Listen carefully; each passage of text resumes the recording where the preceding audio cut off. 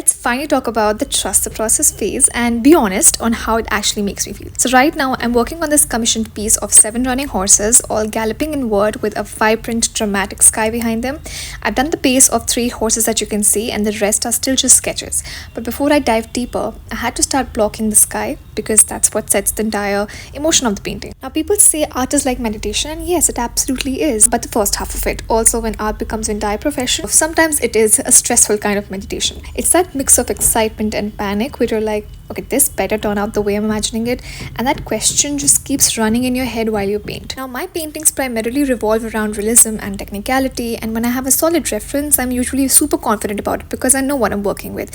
But when it's something I'm experimenting with like this piece, the curiosity turns into this kind of creative fear, which is not at all doubt, it's more like suspense. Now here I'm playing with a lot of colors on the clouds. There are rusty oranges, soft yellows, and a touch of teal and blue. And as you can see, there's a lot of blue in the corner. I have to tone it down because my client's interiors have a lot of wooden tones, so I want to keep the sky warm and not too blue. Now this is the stage which is like the messy middle where nothing looks right but everything has to happen, and honestly that's the hardest part to trust. But once the layers start blending, once the horses start feeling alive, and once the dust and light begin to make sense, that's when the joy hits, and it hits with the same intensity as the stress does in the beginning. So yeah, this is my version of meditation. It's very loud, chaotic, and sometimes nerve-wracking, but by the end, it's very peaceful.